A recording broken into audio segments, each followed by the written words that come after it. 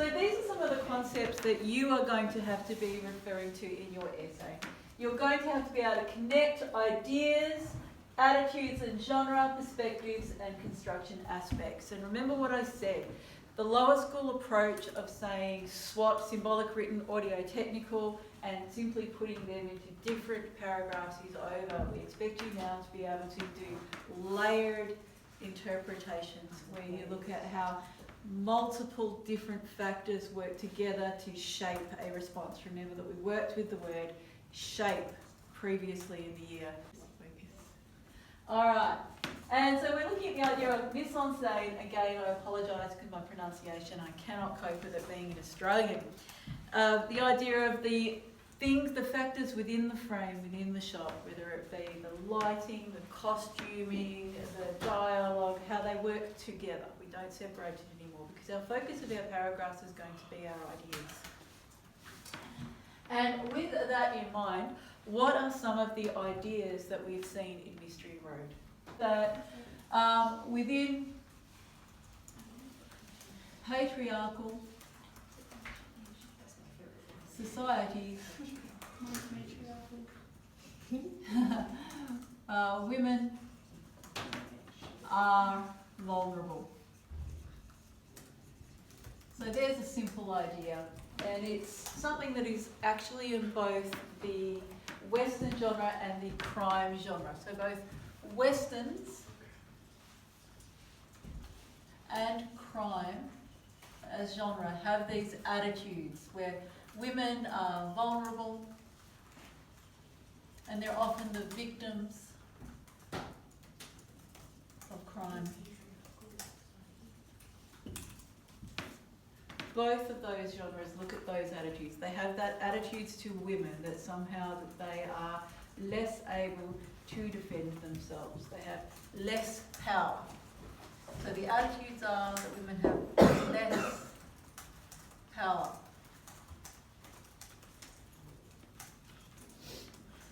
Now the actual program's perspective isn't necessarily female, but the perspective does show empathy for women, how they can be isolated, how they can be exploited, how they can be powerless. But in all cases, they're shown to be strong. In terms of construction, how can we back this reading up? Do we have any camera angles, dialogue, shot size, movement, editing? Yes. In that scene in the trailer where Crystal was kidnapped by the ex-boyfriend, Absolutely. it was like a lower angle shot. Yes. There was the kidnap scene, or kidnap attempt, where Crystal, it's a low angle, that makes, what was the boyfriend's name again? Braden. Okay. It was a medium shot. Now what do I always tell you medium shots are about? Power struggles. Power, yeah. And notice that she was in the foreground. It's her face and her powerlessness. That was our focus there. Yes. You could talk about the low angle shot on Siobhan when she was in the window. It was like the low angle shot shows that she was sort of like getting spied on. Okay, I know the one you're looking at. Siobhan. How do you spell Siobhan? A-U-N? I think it's O-I Okay. or O-N, I'm not sure. Okay, we'll look that up later. That kind of spy view. The idea of her being threatened. Also, she's getting dressed. And it's through a window. And we've got some blur occurring at sides. So it's the idea of someone hidden, the idea that there's something malicious or nefarious occurring. Yes. So did you write after spy view? After which one? Spy view. Spy view. She's threatened. She's getting dressed. It's through the window, so we see the frame of the window, and it's blurred at the side. It's how she can be treated as an object without her consent. That's important. She is powerless because it is without her consent.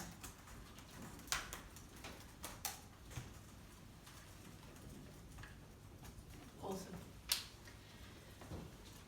So there are a number of things that have been done here to try and create that idea for us, to promote that idea and to create empathy for the women that have that experience. So this perspective is actually quite sympathetic towards the lower status and lower power of women in these situations, which they are shaping through the way they're constructed. Let's go for another idea. Who's got one for me? Crime in small towns and how they can be covered up. Okay, so what we're really talking about there is corruption.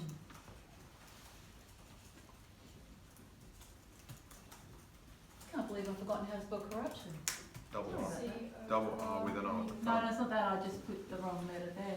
Oh. So corruption, yeah, the idea of small towns,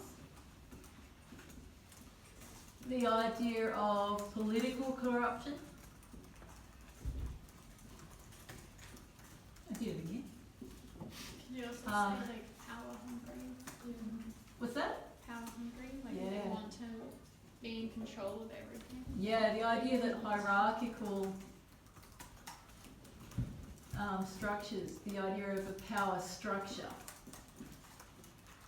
People in power that exploit their. Absolutely, the idea that power corrupts. Well done, guys. It's very much part of both westerns and crime. Could you explain more how it's part of Western? Yes, with westerns it tends to be focused more upon landowners, people with money. Oh, so like a brother. Yeah, so it's more about money, it's more about economic power. In the crime genre, they do have that, but it tends to be in the police force.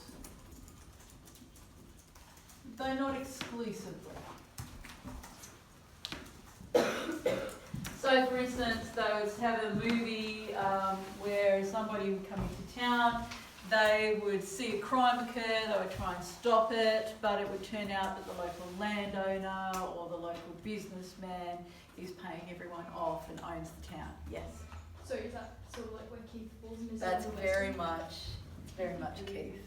Yeah. For the crime, could you also do something like the power over women? Yes, you could. You bring them two together. Remember? So the perspective is extremely hostile to the idea of this corruption, isn't it? The perspective is one that values justice and values equality.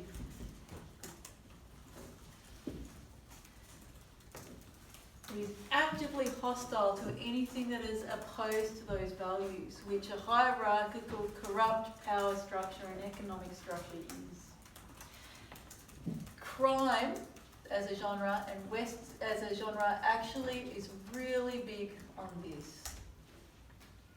Crime as a genre tends to value justice, even if the players involved do not. Ultimately, it's that idea of a policeman who's prepared to break the rules for the bigger good, and the bigger good is justice. Now, we've got Keith here. How do they? Keith is Ernie Dingo's character, beautifully cast against type.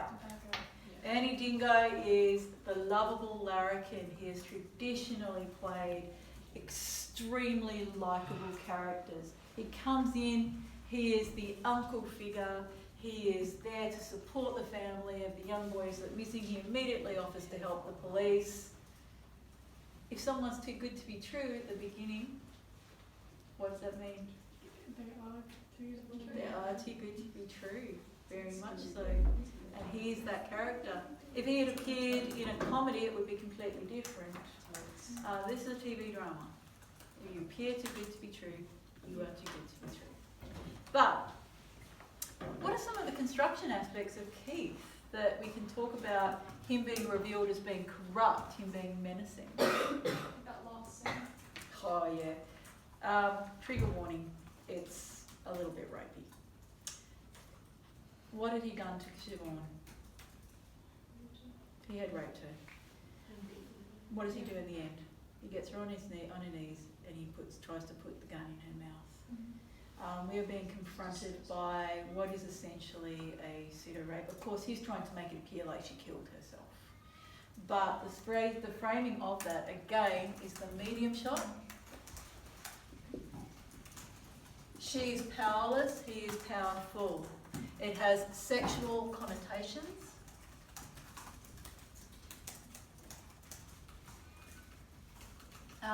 The gun is there, you know, violence. But violence here is both physical and it's sexual. And as somebody pointed out before, that can actually go the powerlessness of women as well within these genres. He is a sexual predator, he is a violent man, he has been constructed as such. We are being positioned to reject him utterly in that shot. Yes. You'd say he's heartless. Oh, utterly heartless. Well, he's utterly evil. I mean, he is an evil man.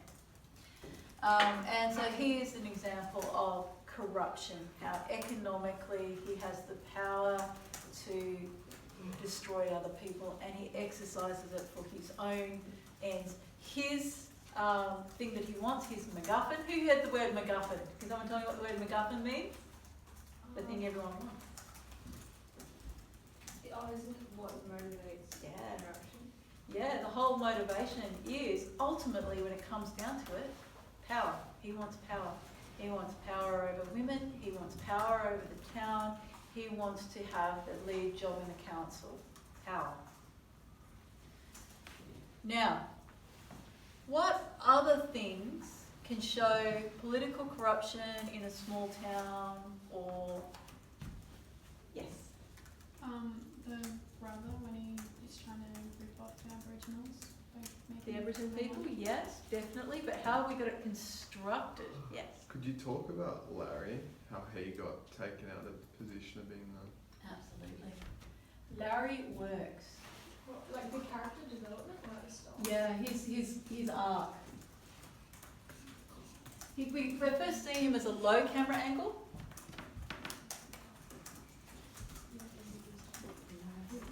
Low camera angle, threatening. Remember that shot of the face?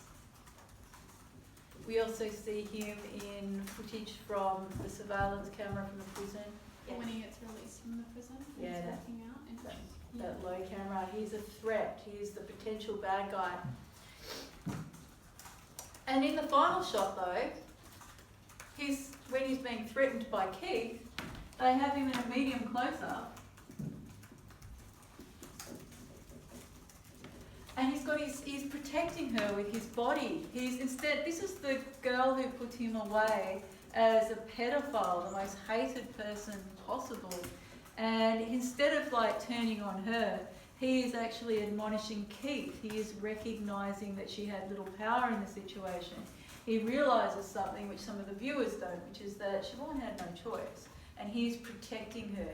He is conforming to heroic traits within the genre. The idea of protecting the vulnerable, holding those that are corrupt accountable, placing himself in physical danger, showing bravery, and he shows self-sacrifice. He allows himself to be shot so that Siobhan can run away. Now, of course, he survives, but you know, he is self-sacrificing, honourable, brave, forgiving. Yes. With the corruption, could you talk about the police officer who interferes with the crime? Mullen. And that's his incompetence. Yeah. He is corrupt because he is incompetent. His incompetence allows corruption to flourish. And we've got many moments of his dialogue showing corruption, the uncertainty in his dialogue, the conflicts with his dialogue, the humorous scene at the beginning, which is shot in medium shot to show him being, racially bigoted, being racist and being caught. It all works really, really well. Good work, guys. Now, are we getting the idea of mise-en-scène? The idea that the environment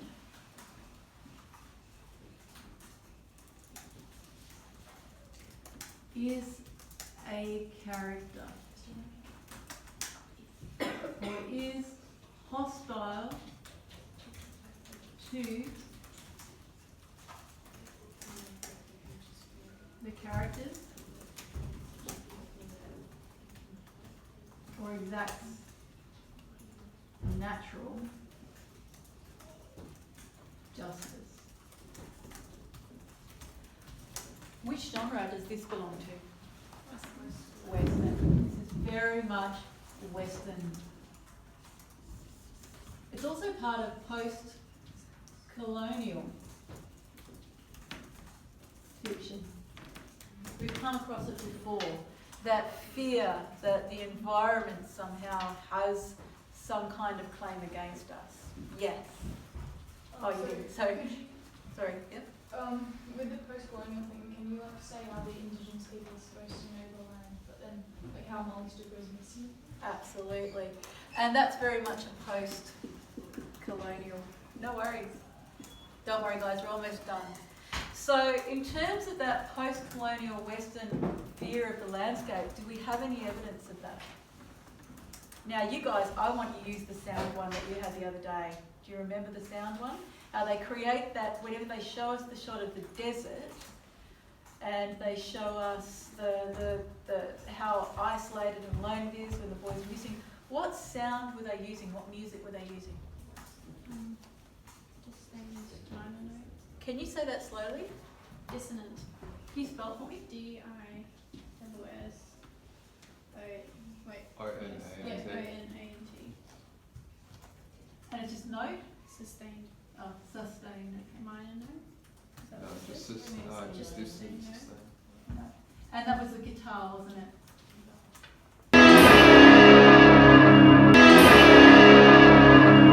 And it creates the idea, first of all, it's a Western convention, but also it's the idea of a hostile, off-putting environment.